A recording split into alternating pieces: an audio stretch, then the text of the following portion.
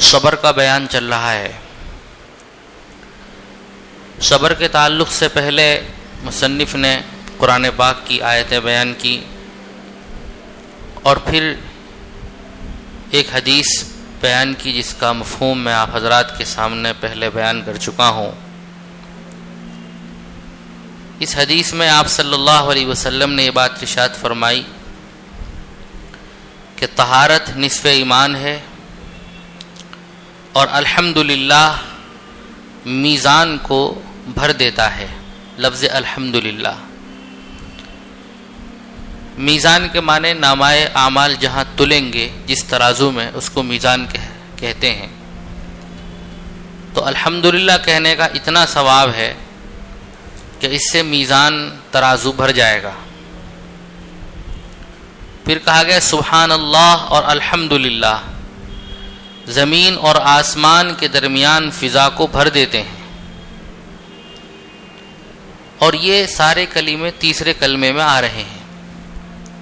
اس لیے ہمارے بڑے کہتے ہیں کہ صبح شام تیسرے کلمے کی ایک ایک تسبیح پڑھ لینی چاہیے۔ یہ سب اونچے کلمات ہیں، اس میں سبحان اللہ بھی ہے، الحمدللہ بھی ہے، اللہ اکبر بھی ہے، لا الہ الا اللہ بھی ہے، سب اونچے کلمات ہیں، عظیم المرتبت، رفیع الشان، اور ثواب بے انتہا ثواب دینے والے۔ تو صبح ایک تسبیح پڑھ لیں، شام ایک تسبیح پڑھ لیں، اس کے ساتھ میں ایک تسبیح استغفار کی ملا لیں، صبح بھی اور شام بھی، پھر ایک تسبیح درود شریف کی ملا لیں صبح اور شام۔ استغفار جو بھی آپ کو یاد ہو، رب اغفر وارحم وانت خیر الراحمین، چھوٹا استغفار ہے یہ، استغفر اللہ استغفر اللہ استغفر اللہ، یہ بالکل مختصر استغفار ہے۔ استغفر اللہ ربی من کل ذنب واتوب الیہ، یہ بھی ایک استغفار ہے۔ استغفر اللہ الذی لا الہ الا هو الحی القیوم واتوب الیہ، یہ بھی استغفار ہے، اور اس استغفار کے بہت سے فائدے بتائے گئے ہیں۔ تو جو بھی استغفار ہے 100 دفعہ صبح پڑھ لیں، 100 دفعہ شام میں پڑھ لیں، اور ایک تسبیح صبح اور شام ایک ایک تسبیح درود شریف کی پڑھ لیں۔ درود شریف بھی جو آپ کو یاد ہو، بڑا درود پڑھنا چاہیں بڑا درود پڑھ لیں، درمیانی قسم کے درود بھی ہیں، اور ایک درود میں آپ کو بتا رہا ہوں جو ہمارے اکابر کے یہاں معمول ہے، اس کو پڑھا جاتا ہے صلی اللہ علی النبی الامی وسلم، صلی اللہ علی النبی الامی وسلم۔ اس درود شریف کا فائدہ یہ ہے کہ اس سے دل کی بیماریاں دور ہوتی ہیں۔ دل کی بیماری کا مطلب وہ بیماریاں، وہ گناہ جو باطنی گناہ ہیں نظر نہیں آتے، جیسے کہ تکبر ہے، تکبر کے ساتھ ساتھ حسد ہے، کینہ ہے، بغض ہے۔ یہ جو بیماریاں ہیں باطنی بیماریاں، ان میں سے ہر بیماری حرام ہے، ہر گناہ حرام ہے، چھوٹا گناہ نہیں، بڑا گناہ ہے، گناہ کبیرہ ہے۔ کسی سے حسد کرنا گناہ کبیرہ، بغض رکھنا گناہ کبیرہ،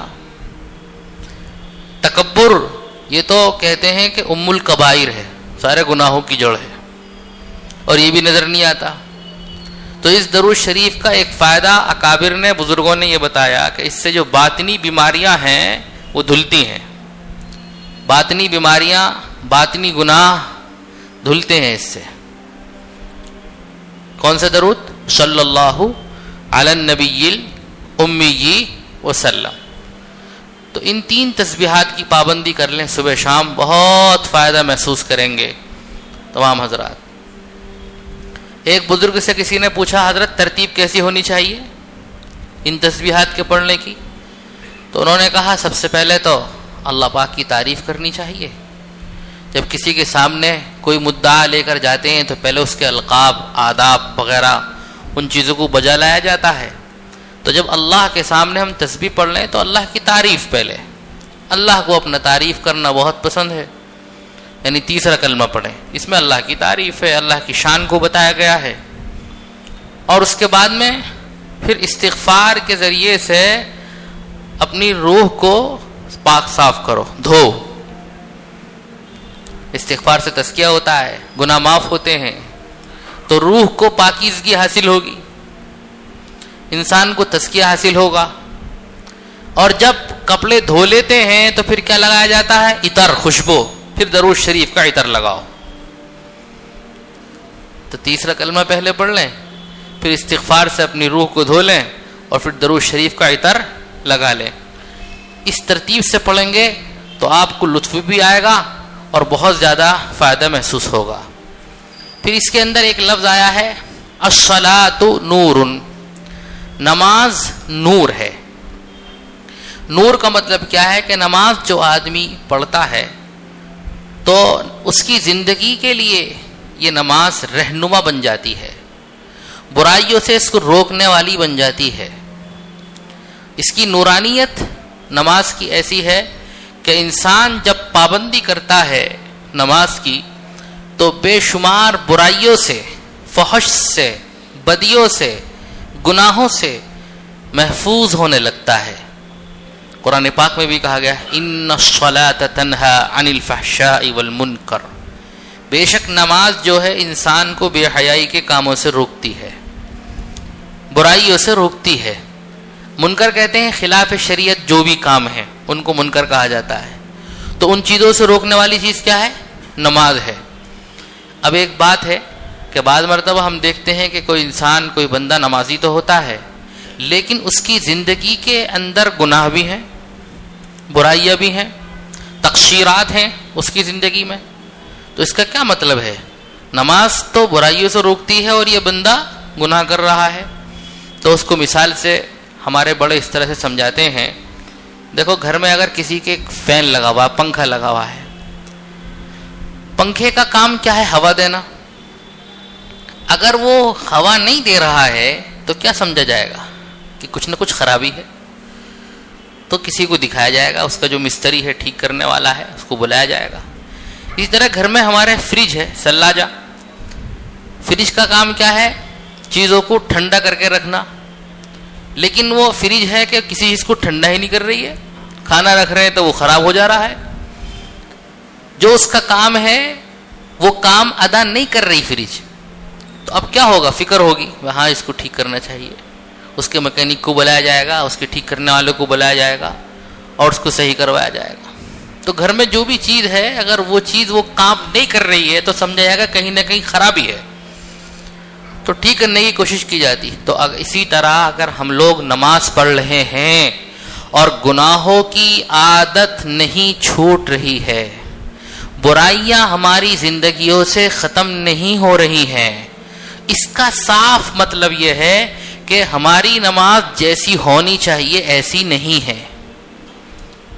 اگر نماز صحیح ہوگی ہماری، جیسی مطلوب ہے، جیسی اللہ پاک چاہتے ہیں، تو پھر یہ برائیاں خود بخود ختم ہوں گی. یہ نماز کا فائدہ ہے. تو اگر ہمارے اندر برائیوں کے تقاضے آتے ہیں، برائیاں ہیں، بدیاں ہیں، گناہ ہیں، اور زندگی سے وہ نہیں نکل رہے ہیں، تو ہمیں نماز صحیح کرنا.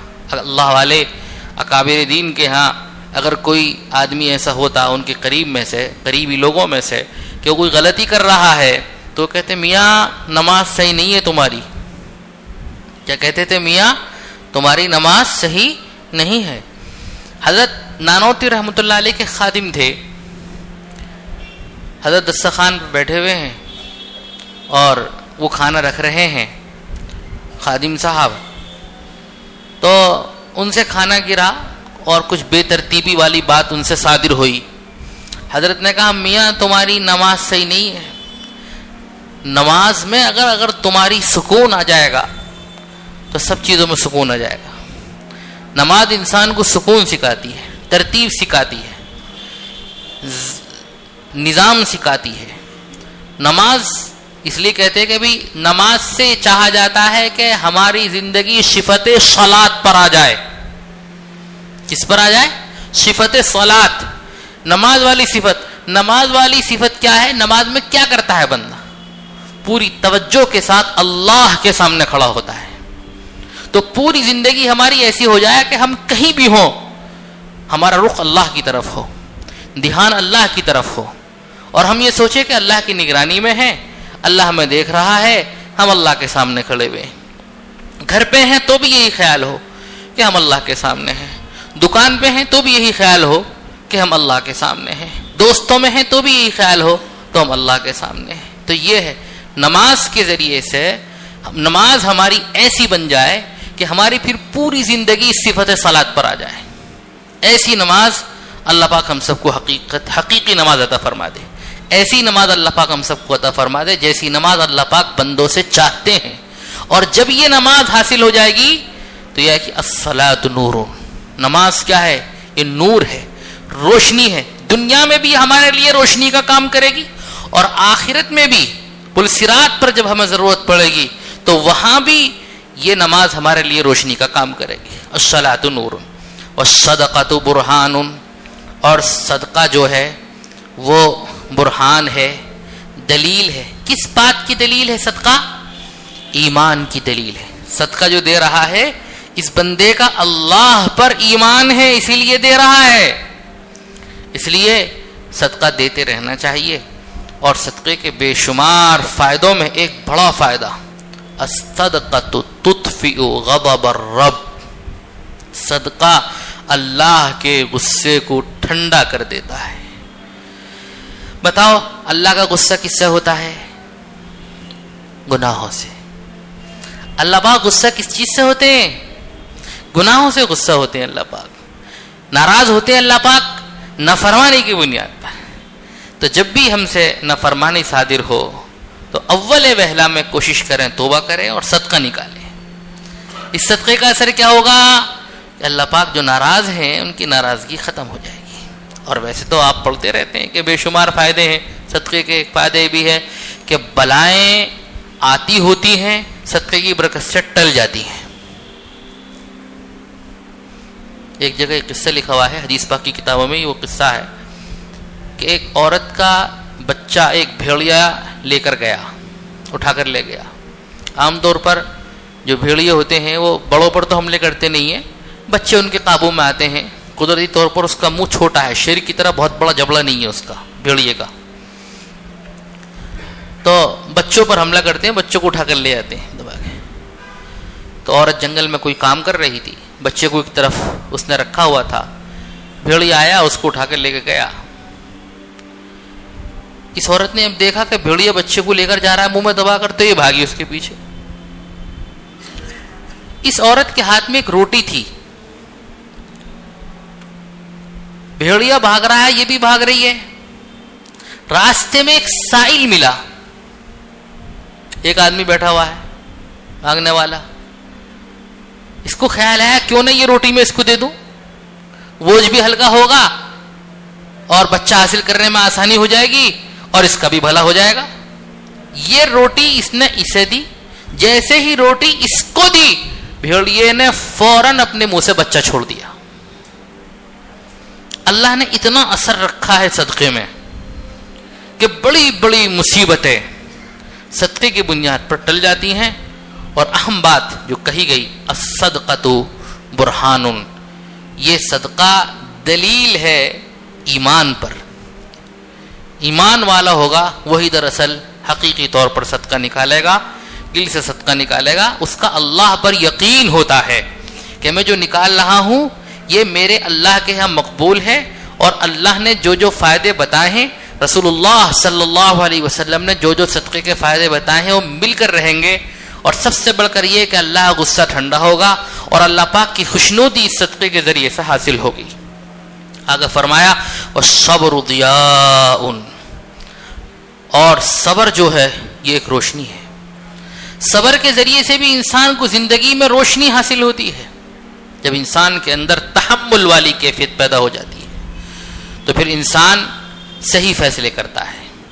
اور جب تک انسان کے اندر تحمل والی کیفیت حاصل نہ ہو, صبر والی کیفیت حاصل نہ ہو, تو صحیح فیصلے بھی نہیں کر پاتا ہے. اکثر بے صبری میں انسان کو نقصان ہوتا ہے, اور صبر کی بنیاد پر انسان جو ہے فائدے میں رہتا ہے. اور بھی بہت سارے فائدے آگے حدیث پاک میں آئیں گے صبر کے. آگے فرمایا والقرآن حجت لک او علیک, قرآن تمہارے موافق یا تمہارے مخالف حجت ہے. قرآن کا حق ادا کیا ہم نے تو قرآن ہمارے حق میں سفارشی بنے گا. اور قرآن کا حق کیا ہے؟ قرآن پاک کو صحیح الفاظ کے تلفظ کے ساتھ پڑھنا، قرآن پاک کو پڑھنا تجوید کی رعایت کرتے ہوئے. ایک بات یاد رکھیے میری، قرآن پاک نماز کے علاوہ پڑھنا یہ فرض نہیں ہے، فرض نہیں ہے، لیکن قرآن پاک کو صحیح پڑھنا فرض ہے.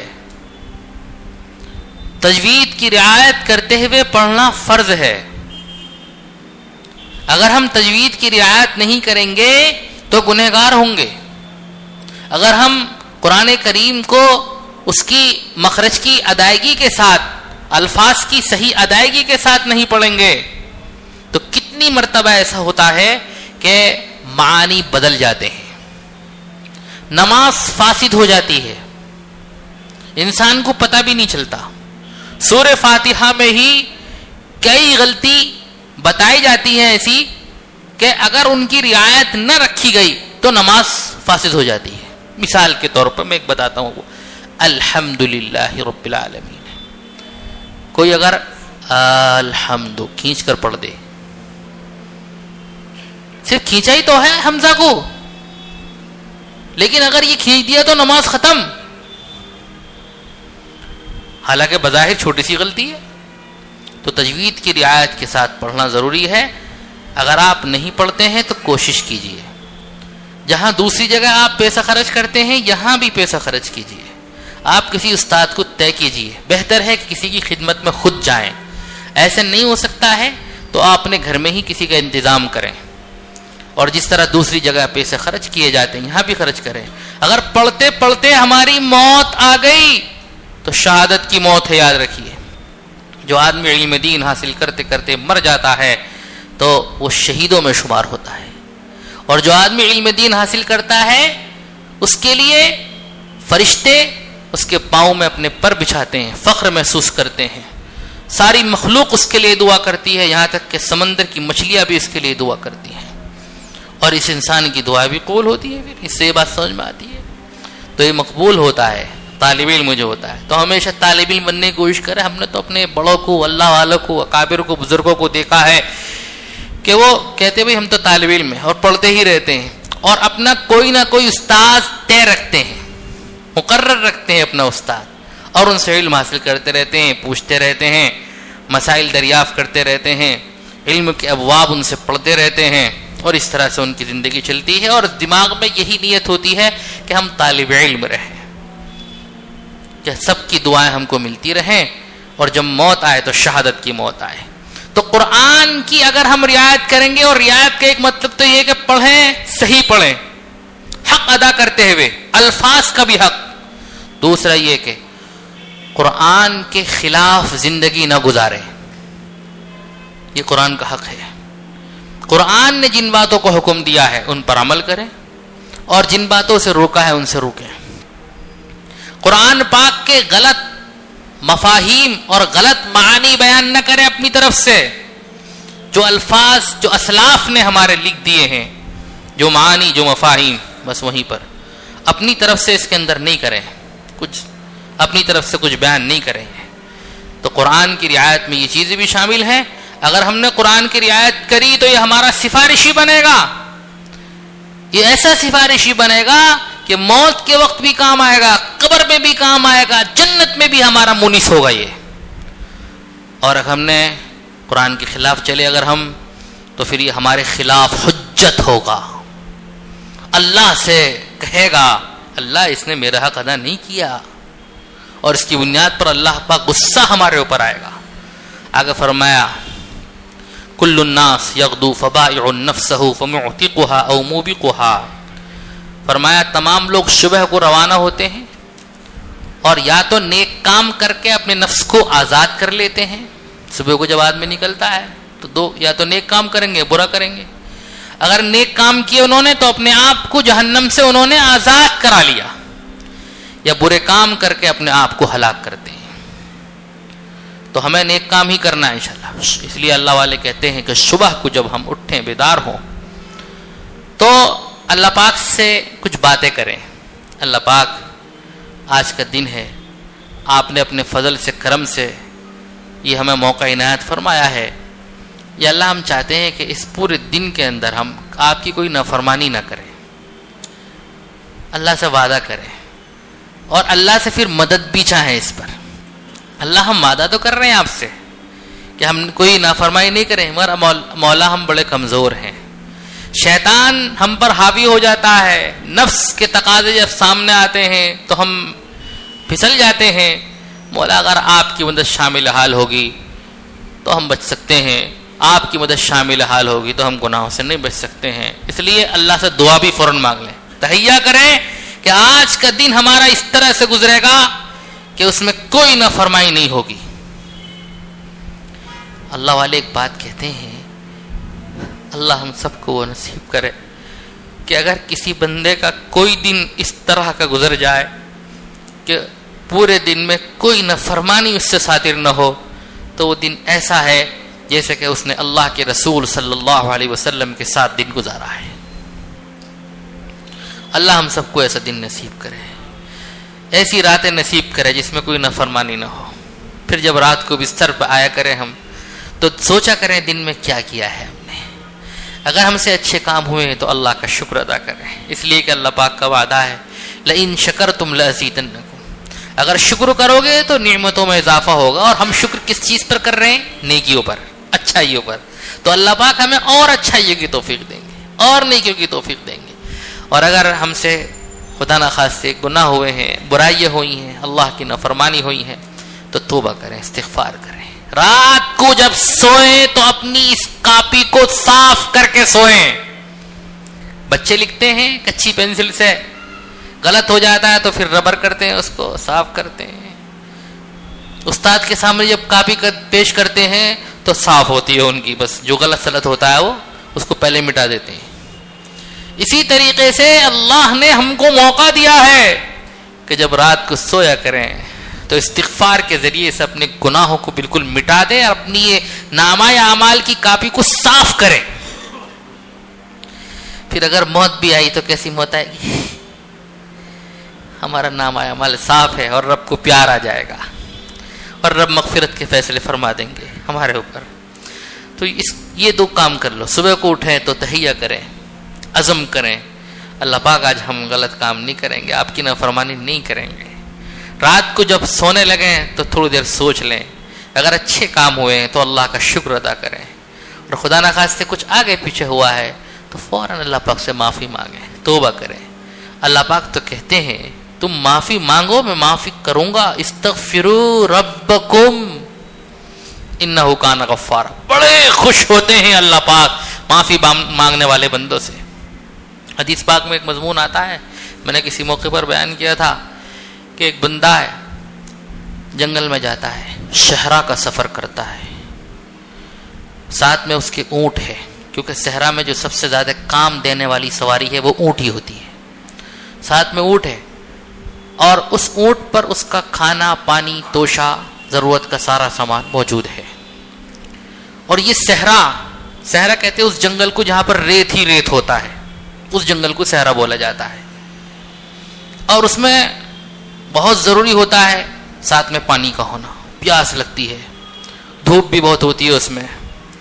تو اس کے اونٹ کے ساتھ میں پانی توشہ سب کچھ ضرورت کا سارا سامان ہے. اور اتنا ہے کہ یہ بندہ اس صحرا کو اسی اونٹ کے جو سامان ہے اس سامان کے ساتھ ہی پار کر لے گا، اس کو ضرورت نہیں پڑے گی.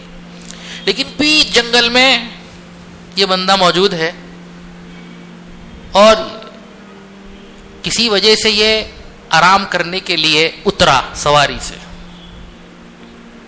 سے آرام کرنے کے لیے اترا تو اس کا اونٹ وہاں سے فرار ہو گیا، بھاگ گیا.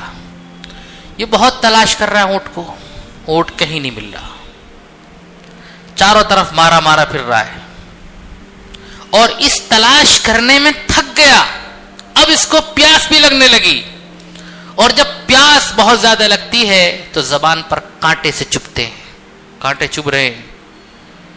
نہ کھانا ہے نہ پانی ہے، اور صحرا بڑا طویل ہے، ریت کے ہوا کے ساتھ چھکڑ چلتے ہیں نا، ہوا کے چھکڑ جو چلتے ہیں اس میں ریت اڑ کر آتا ہے، تو بندہ کہیں کہیں رہتا، جیسے ساحل پر سمندر کے تھپیڑے لگتے ہیں، لہریں آتی ہے انسان گراتی ہے، ایسی وہاں پر صحرا کے اندر ایسی ہوائیں چلتی ہیں۔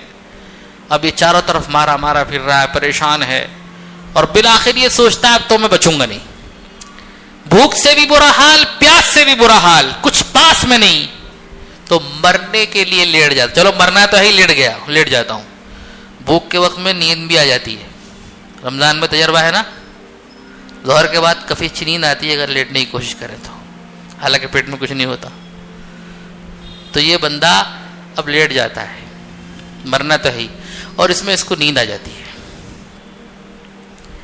پھر جب آنکھ کھلتی ہے تو دیکھتا ہے کہ اس کا اونٹ بازو میں بیٹھا ہوا ہے پورے سامان کے ساتھ، کتنی خوشی ہوگی اس کو۔ اللہ کے رسول صلی اللہ علیہ وسلم نے فرمایا کہ اللہ پاک اپنے بندے کی توبہ سے اس بندے سے زیادہ خوشی محسوس کرتے ہیں جو اپنے اس اونٹ کے ملنے پر خوش ہوا ہے۔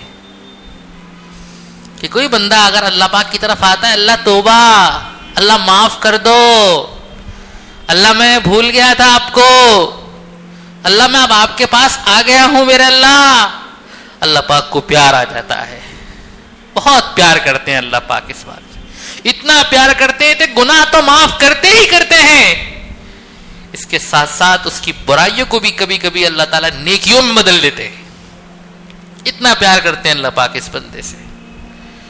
اللہ پاک ہم سب کو نیک بنائے، صالح بنائے، اللہ کی طرف کامل رجوع کرنے والا بنائے۔ وآخر دعوانا الحمدللہ رب العالمین۔ الحمدللہ رب العالمین، والصلاة والسلام علی سید الانبیاء والمرسلین محمد وعلی آلہ وصحبہ اجمعین۔ ربنا آتنا فی الدنیا حسنہ وفي الآخرة حسنة وقنا عذاب النار۔ اللهم أعنا على ذكرك وشكرك وحسن عبادتك، اللهم إنا نسألك الجنة ونعوذ بك من النار، اللهم ألهمنا مراشد أمورنا وأعذنا من شرور أنفسنا ومن سيئات أعمالنا۔ اللہ ہم سب سے آپ راضی ہو جائیے، یا اللہ ہمارے گناہوں کو معاف فرما دیجیے، یا اللہ ہر چھوٹے بڑے گناہ کو معاف فرما دیجیے، یا اللہ ہم نے کب کیا کیا ہمیں خود پتہ نہیں ہے، مگر مولا آپ کو سب پتہ ہے، یا اللہ جب بھی ہم نے جو کیا ہے، یا اللہ ہم تمام گناہوں سے آپ کے سامنے معافی مانگتے ہیں، اللہ آپ معاف فرما دیجیے، اللہ آپ معاف فرما دیجیے، اللہ آپ معاف فرما دیجیے، اللہ آپ جو زندگی رکھی ہے اطاعت والی زندگی نصیب فرما دیجیے، یا اللہ ہر قدم پر یا اللہ آپ کو یاد رکھتے ہوئے چلیں، آپ کے دھیان کے ساتھ زندگی گزاریں، آپ کے ذکر اور فکر کے ساتھ زندگی گزاریں، یا اللہ اس کے فیصلے فرما دیجیے، یا اللہ ہماری زندگیوں سے برائیوں کو ختم فرما دیجیے، یا اللہ اعمال صالحہ کی توفیق نصیب فرما دیجیے، اللہ ہمارے نفوس کا تزکیہ فرما دیجیے، اللہ ہماری کامل اصلاح فرما دیجیے، اللہ کامل اصلاح فرما دیجیے، اللہ ہماری کامل اصلاح فرما دیجیے۔ پاک پروردگار ہم سے مانگنا نہیں آتا ہے، یا اللہ ہمیں ضرورت ہے بے انتہا چیزوں کی، یا اللہ پاک پروردگار آپ سب جانتے ہیں ہمیں کیا ضرورت ہے۔ سب سے بڑی ضرورت یہ ہے کہ کمال ایمان ہمارے پاس ہو، سب سے بڑی ضرورت یہ ہے کہ کامل یقین ہمارے پاس ہو، سب سے بڑی ضرورت یہ ہے کہ آپ کی کامل معرفت ہم کو حاصل ہو جائے، سب سے بڑی ضرورت یہ ہے کہ زندگی ایسی حاصل ہو جائے کہ جس زندگی کے اندر کوئی نافرمانی نہ ہو آپ کی۔ اللہ ایسی زندگی ہمیں، ہمارے بچوں کو، پوری امت کو عطا فرما دیجیے، موت تک عافیت کے ساتھ تقوی والی زندگی نصیب فرمائیے، خاتمہ بالخیر، حسن خاتمہ نصیب فرمائیے۔